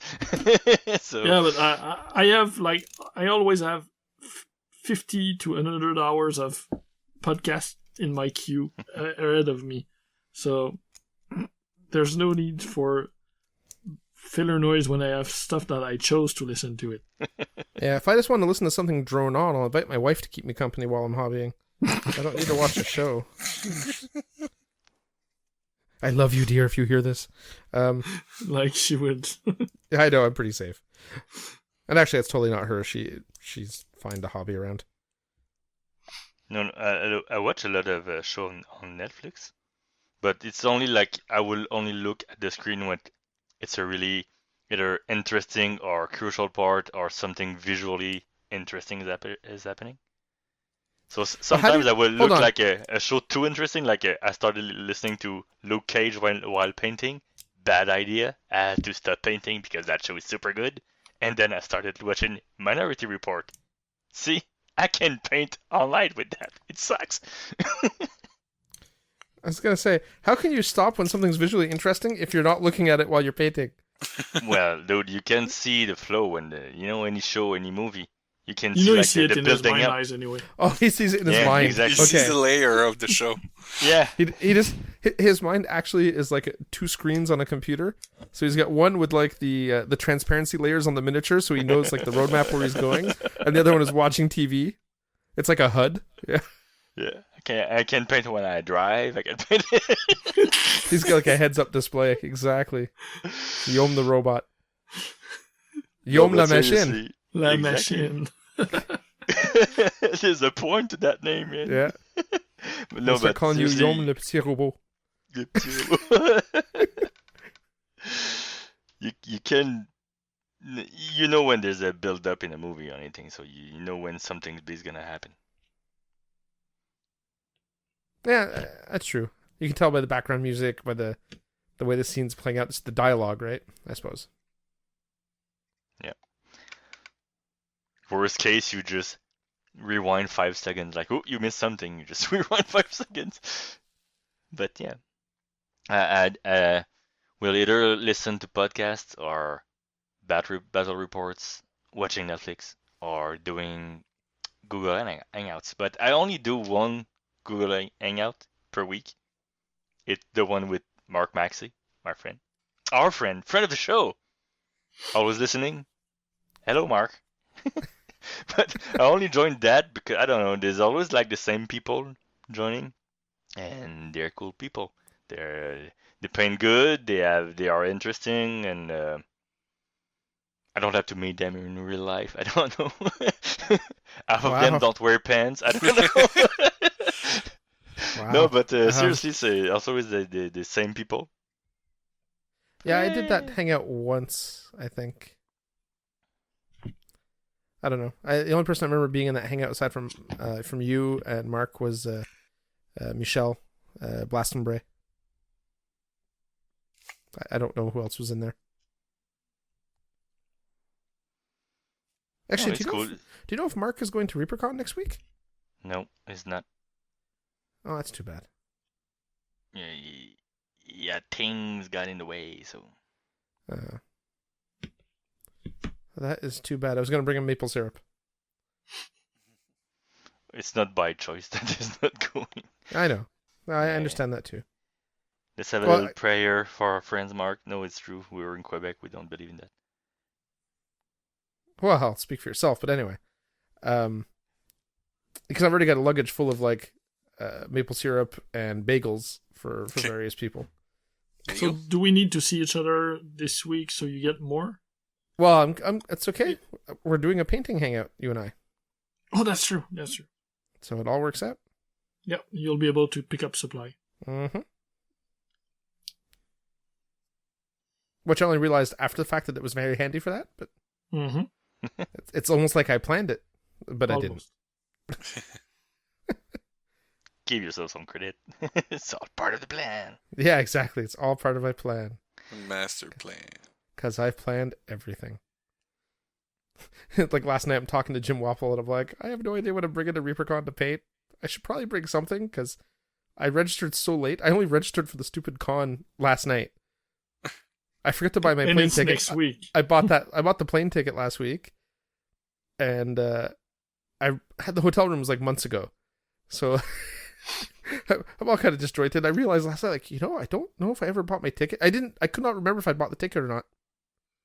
So maybe you have to. Well, no, I eventually got figured out my login for the site because I couldn't remember my login, and I couldn't get the password reset to work. And I finally got around that, and then I'm like, okay, did I buy a ticket? Like, it doesn't say I did. I guess I didn't. So, my itinerary was blank. So I'm like, I guess I don't have one. So I bought the ticket, and I'm like, okay, what classes do I want to take? Oh, they're all sold out. Makes it easy. Excellent. Yeah. And then I tried talking to Jim a little bit. And I was asking like if he's bringing the Green Stuff World rollers and stuff to the show, and he gave me a Jim Wapple type answer. So it was kind of a little rambly, a little whatever. So. And it was super late, so I fell asleep on him. So. Oops. I love you, Jim, but Yeah, exactly. It was like 2:00 in the morning, and I wasn't in bed yet. And I'm like, "Hey, by the way, are you?" Yeah. One of those things. Yeah. Any other stuff you are doing while painting?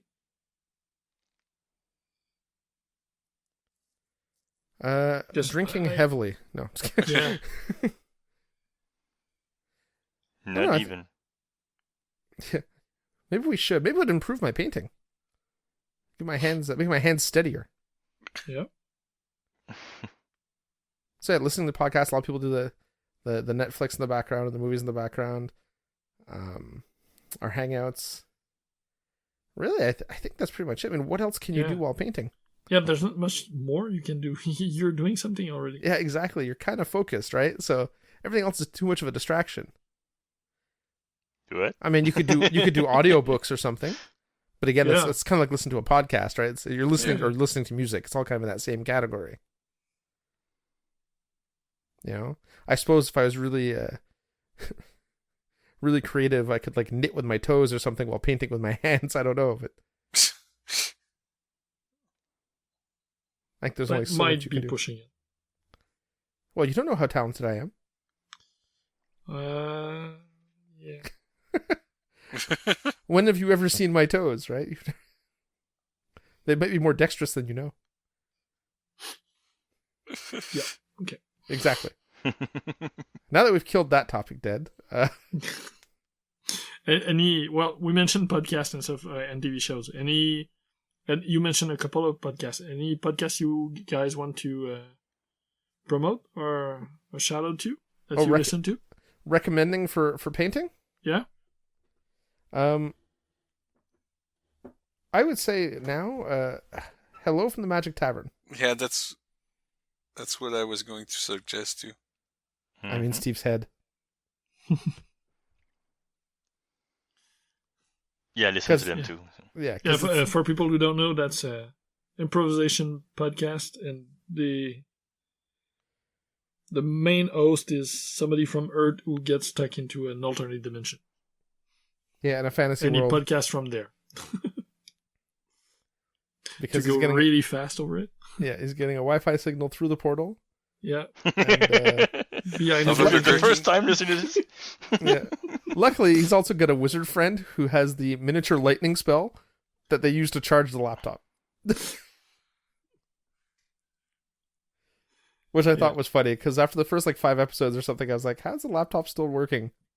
There's a giant plot hole in this whole thing. And then they mentioned the miniature lightning spell. And the wizard like, everyone made fun of me for learning that spell. Look how handy it's coming in now. Okay. Yeah. We all listen to that, I think. Yeah. Yeah, I kind of listen on and off because it gets really kind of silly sometimes, so I have to take a break from it. I know it's supposed to be silly, and it's okay, it's silly, but sometimes it's a little extreme. Outside of that, other ones you got want to mention? Well, I'm on Chain Attack and News on Mini, so I mostly listen to hobby podcast. If I'm not listening to something funny, I will listen to something hobby related or game related. Also listen. Those are game related. Yeah. So also listen to our friend or my friends, quote unquote, of Art7, the French podcast. Oh yeah. They always have something mean to say about me. So Paul, Yeah. you should get along with them. That's true. You know, I've never listened, so I don't. Maybe you should. They always have something mean to say about me. I'll be honest. It's actually has nothing to do with the quality of their show. You know, I know that they know the game, right? You know, it's a War Machine and Hordes podcast. They know the game. I did check out their little Talktoberfest review. I listened to part of that, and the audio quality was really good. But I think because French is not my first language, and while I consider myself to be pretty much bilingual, I have to work focus too much listening. Yeah, Okay. I have to focus too much to listen and understand what's going on. So I can't do anything else while I'm really listening to them, which is not what I do with podcasts. I podcast. And they go fast and they don't explain everything. And they switch, like they speak for English. Yeah, that's fine. And my family speaks for English and stuff, so that's not really the issue. It's really that I just have to pay attention to what they're saying in order to get the information out of the show. And Which if is I'm not driving, good if you want to drive or paint or something. yeah, exactly. It's not conducive to what I'm usually doing when I'm listening to podcasts. Usually, I'm driving around in my car or painting or something, or going to sleep. I listen to podcasts when I go to sleep. Don't you lose part of the show?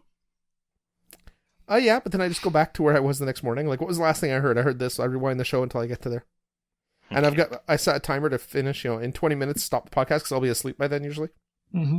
So, at worst case, I miss 19 minutes, It's not so bad. I know I can figure out where I was pretty quickly. But again, if you're trying to sleep, focusing on the podcast to understand what they're saying is not exactly conducive to that. Yeah, for sure. There's a couple I want to mention. There are other hobby podcasts, so a bit like us, doing talking about painting or more generic and not game specific. So the first one is the Model Workshop After Hour. Yeah, I was gonna say it's whatever Larry's podcast is called. Yeah. Yeah, Yep. There's that one. They cover a lot. They're really, really hobby specific, less game related and mostly hobby. Mm-hmm. There's a Hobby Sofa. That one, they do talk game, but they talk a lot of hobby. And if you are not a big podcast listener, that's fine because they release only 4 a year. So you'll be fine. It's 4 long one, but they only release 4. Oh, so almost like us. At the rate we're going. Almost. Yeah. It's our summer rate of release. Yeah. I find them difficult to listen to because of the accent. Yeah, it's that special guy. because you have an American, an English guy, and a Russian guy. So That sounds like the start of a joke. Exactly. yeah, The Russian And they guy try has to a really podcast. thick accent. He's super interesting, but he has a really thick accent. So you really need to focus on what he's saying. Yeah. Especially since it's super interesting. It's like, okay.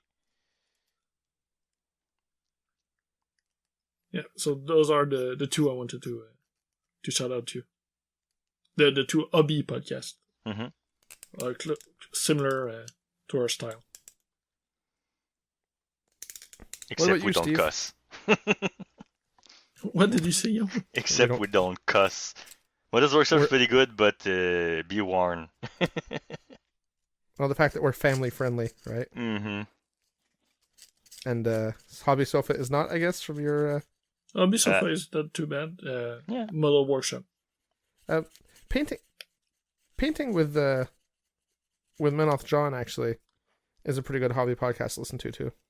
Yes. Also, not exactly family friendly, but he's very much all about painting and having fun. He's a great entertainer. Yeah, he's actually really, really cool in real life. I got to meet him briefly at Adepticon. And he sounds in real life exactly like he does in the podcast.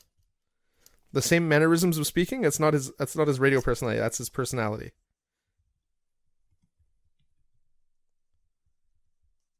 What about you, Steve? Do you have a favorite show to listen to? Actually, I don't listen. I listen to podcasts mostly while I work and not while I paint. And these days, I listen to all sort of Guild Ball podcasts. I think I have 6 or 7 in my feed, something like that. There's lots of Guild Ball podcasts out these days. I was going to say, I didn't know there was that many good Guild Ball podcasts. I had no idea. I think there's even more, but those are the ones I have. Which ones are your favorites? Guild Ball Tonight is a good one, I think. I like that one the best because they are really less competitive focused. Yeah. Is that the one that has the medieval tavern music when it starts? Yes. That's its opening theme? Okay. Yeah, that's Well, the one I have on my feed. It's the one you have to long. listen at higher speed. Yeah. He's a bit of a slow talker. Yeah, that's right. Yeah. The main host is interesting, but slow talker.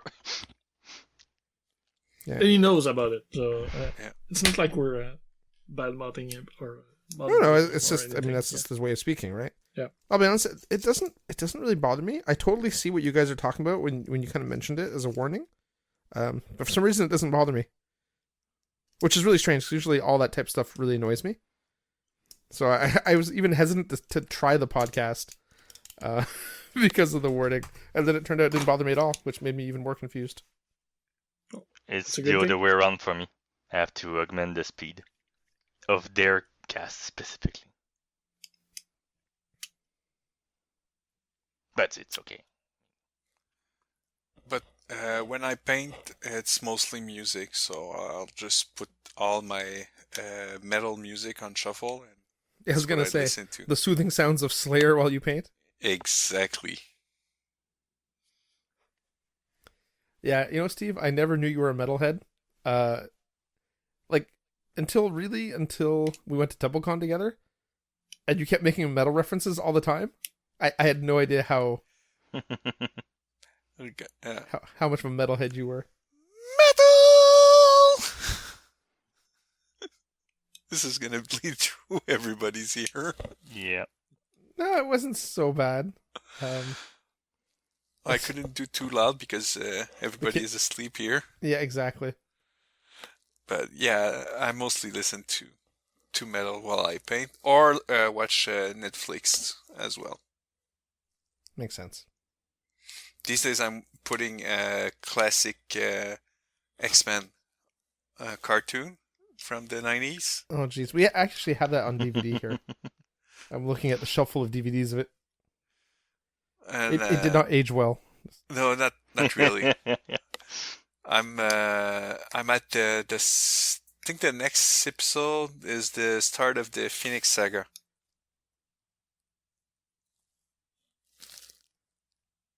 Yeah, I was gonna say that's probably the best part of the series, but really that's not saying much.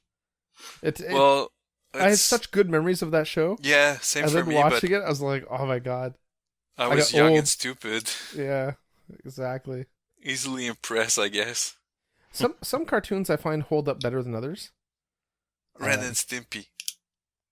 Yeah, but that was a different type of cartoon, right? Like, I think for the kids, like, for example, I find G.I. Joe from the 80s and Transformers from the 80s holds up much better than, like, a lot of the 90s stuff did.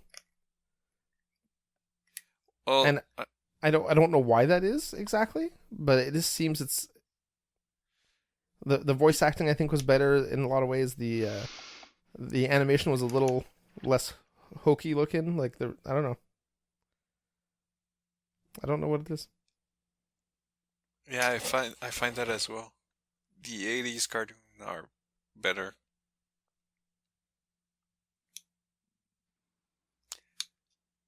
Yeah, speaking of 80s cartoons on Netflix, I don't know if it's on in Canada, but Robotech is now on Netflix in the States. It might be on in Canada as well. If you want to watch something and wonder how the hell you were ever allowed to watch something as a kid, that is the cartoon for you. I need a US IP. No, I think it might be on in Canada. Really? On Netflix, yeah. Never watched it. The first time you see someone get disintegrated, you're like, oh, okay. That's how it's gonna play out. Or like in the first episode where one of the aliens gets gunned down and climbs out of his robot full of bullet holes, and then wraps his hand around someone's the giant good guy robot's ankle in like a death grip, and then dies, and they have to pry his like cold dead hands off of him. Okay. Yeah, I confirm it's there in the Canadian one. Yeah, there's only one season. Yeah. I missed that as a kid, so yeah, it's kind of horrific. It's kind of horrific sometimes. I mean, there's parts where you're like, oh my god, yeah, please. Like there's this whole love triangle thing, because it's an anime, right? So there's a whole love triangle thing, but the fighting is cool. The music is kind of cool, except for the girl singing. Interesting note, they had to get the woman drunk to sing for the cartoon. Really? Why? So, because she wouldn't sing. She couldn't sing when she was sober. She wouldn't do it. She was too shy. Okay. And the other thing is that's her real voice. That's not a character voice. The voice of that character is her real voice. I did not think that was humanly possible until I saw her in an interview. And I was like, how did you not get stabbed to death? Like... But yeah, so the voice of Lin Min Mei is real. Another series I watch while painting is Buffy the Vampire Slayer. I could totally see that, because if you've seen it once, yeah, exactly, you're not missing much, right? It's fun. You can kind of reminisce. Well, you don't really even look if you haven't seen it, you're not missing much, but still. Yeah. Speaking of which, Supernatural, great painting show. Yeah, I can. You've kind of seen see that one too. episode, you've seen them all. Yeah, I could totally There's see like that. 10 seasons. There's a lot of stuff like that. Probably things like Eureka and Stargate, if you've seen it. Like, it's just good background noise. Yep.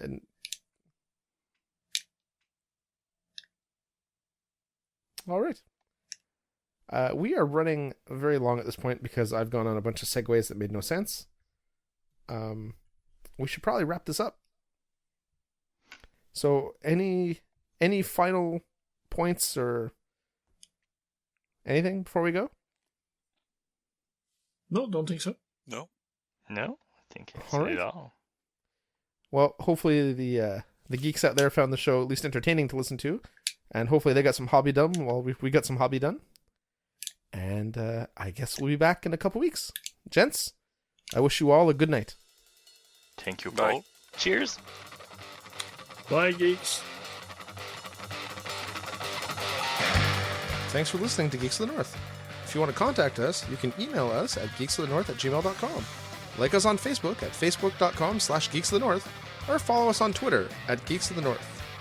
You can follow me, Paul, at PRFilio, Antoine at Eltonio Berg, Steve at B_Steve, and if you really feel the need, I guess you can follow Yaum. He's at Yaumasta.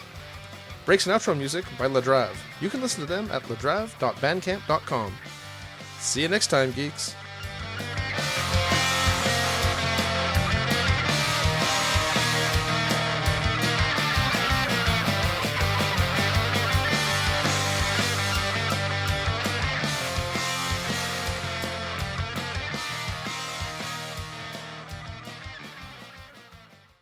Thank you for checking out United Geeks Network family member.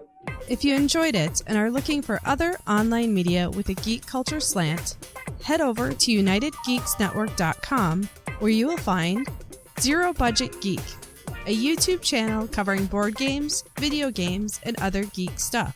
You'll find Let's Play and how to play videos of different board games and video games, as well as reviews. The United Geeks Network. You can broadcast your geekiness at UnitedGeeksNetwork.com. Work.com. Work.com. Work.com. Work.com. Work.com. Work.com. Work.com. Work.